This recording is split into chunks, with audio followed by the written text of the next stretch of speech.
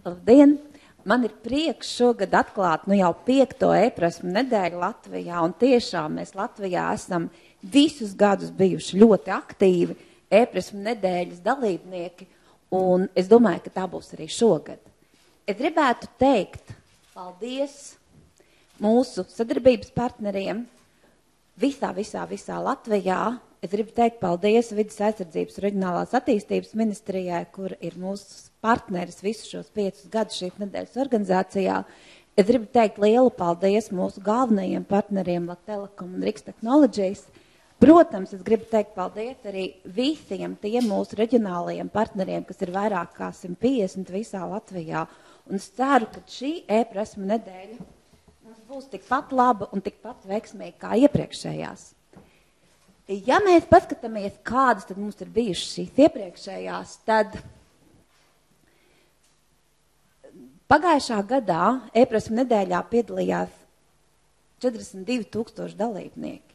Es ceru, ka šogad mēs šo skaitu vai nu pārsniegsim, vai būsim ļoti, ļoti tuvu tam. Un tiešām mēs mazā Latvija esam bijuši viena no aktīvākajiem visā lielajā Eiropas Savienībā. Arī šogad mēs esam viena no aktīvākajiem partneru ziņā. Ja mēs runājām, kādas tad ir tās galvenās tēmas šogad e-prasmu nedēļā, tad tās ir 2. Pirmā tēma, klasiskā tēma, tās ir e-prasmes un šo prasmju attīstību tiem cilvēkiem, kuri vēl nav veikuši šo pirmo klikšķi, vai arī tiem, kas šo pirmo klikšķi ir veikuši, bet viņiem vēl ir daudz ko pamācīties. Mums visiem ir ko pamācīties. Bet otra liela un nozīmīga tēma ir IKT nākotnes karjerai. Tas ir jautājums par to, kā visā Eiropā pievērst jauniešus izvēlēties IT karjeru, jo no vienas puses ir jauniešu bezdarbs Eiropā un arī Latvijā, no otras puses ir IT nozara, IKT nozara, kurā trūkst speciālistu. Pagājuši gadu, tieši pirms gada, 18. martā mēs parakstījām memorandu. Šo memorandu parakstīja Ekonomikas ministrija, Izglītības un zinātnes ministrija, Vides aizsardzības ministrija, Likta, Interneta asociācija, Atvērto tehnoloģiju asociācija un Tirzniecības un rūpniecības kamera. Tie ir foto no pagājušā gada. Un šī memoranda mērķis bija veicināt šīs digitālās pratības, kas ir nepieciešams darba tirgumu. Šogad mēs šo memorandu atvērsim, lai šim memorandam varētu pievienoties jaunas gan publiskā sektora, gan privātā sektora organizācijas, kā arī, protams, nevalstiskās organizācijas. Jo īstenībā tikai tad, kad mēs visi kaut ko daram kopā, mēs varam kaut ko labu sasniegt. Jo tie mērķi ir, mēs gribam izglītību atbilstoši darba tirgus vajadzībām, mēs gribam, lai jaunieši iesaistās IKT jomā, mēs gribam, lai mūsu izglītības saturs un forma ir interaktīvs un mūsdienīgs, un mēs gribam, lai visiem šīs digitālās prasmes tiktu attīstītas. Tālāk. Ko Likta, ko mēs esam darījuši un ko mēs esam sasnieguši pērnā gada laikā? Viena no šādām aktivitātēm, kas bija, es gribētu teikt, ka pagājušais gads mums bija tāds informātikas olimpiāžu gads. Likta un Liktas biedri, paldies viņiem, mēs atbalstījām vairākas olimpiādas. Vispirms tā bija Latvijas olimpiāda, pagājušā gadā pirmo reizi notika Baltijas olimpiāda, no kuras Latvijas komanda atgriezās ar 6 medaļām, tā skaitā zelta medaļu. Un pēc tam mūsu jaunieši devās uz pasaules informātikas olimpiādu, no kuras arī atgriezās ar medaļām. Bija 1 sudraba medaļa, 2 bronzas medaļas. Un mums nevarētu būt labi jaunieši, ja mums nebūtu labi skolotāji. Un tādēļ Likta jau 2. gadu veica šo konkursu labākais skolotājs, un man ir prieks, ka šai nominācijai pieteicās vairāk, tika pieteikti vairāk kā 40 labi un gudri skolotāji visā Latvijā. Protams, ka nekas nevar notikt, ja mēs nemācamies.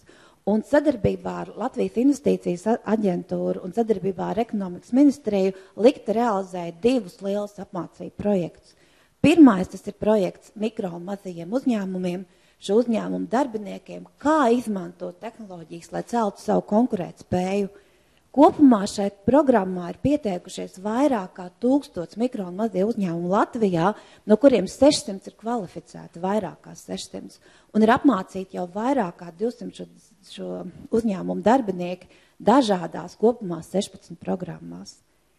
Otra lielā apmācība programma ir nozars uzņēmumu darbinieku apmācība, kur arī vairāk kā 3 gadu laikā, kopš šī programma ir uzsākta, mums ir bijuši vairāk kā 600 dažādi kursi, ir apmācīti vairāk kā 3000 darbinieki, jo IT nozara ir tā nozara, kurā jāmācās ir nepārtraukti. Un tas, man liekas, ir viens no šīs nozares skaistumiem. Neklausa.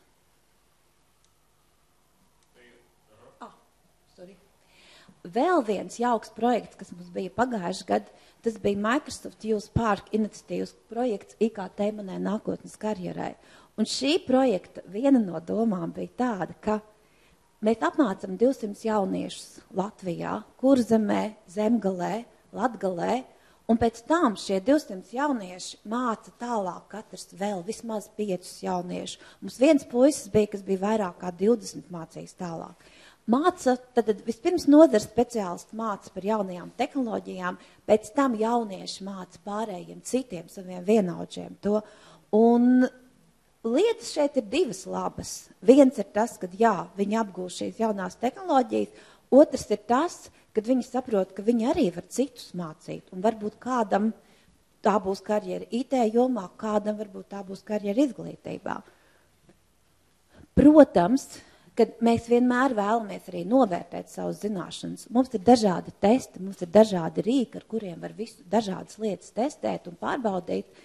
Un šīs nedēļas ietvaros arī es gribētu teikt, ka katram ir jāaiziet uz mājaslapu e-prasmes LV, kurā ir vairāk kā 700 šie dažādie pasākumi, kur ir informācija par dažādiem konkursiem, dažādiem testiem, dažādām aktivitātēm visā Latvijā. Gan bērndārzniekiem, jo valoda ir jāmācās. Un valodu var mācīties, izmantojot elektroniskos mācību līdzekļus. Ja? Gan skolēniem, kuri var gan doties uz uzņēmumiem, gan uzņēmējies pie viņiem, gan jebkuram Latvijas iedzīvotājiem, kurš varēs uzzināt par dažādiem jauniem pakalpojumiem, kas pie mums Latvijā ir attīstīti. Es ceru, ka mums šī e-prasme nedēļa būs veiksmīga. Es zinu, ka viņa mums būs veiksmīga. Lai mums ir veiksmīga šī e-prasme nedēļa un lai mums ir veiksmīgs viss nākamais gads, kas noteikti nāks ar jaunām projektu idejām un jauniem izaicinājumiem. Lai jauka mums šī nedēļa. Paldies!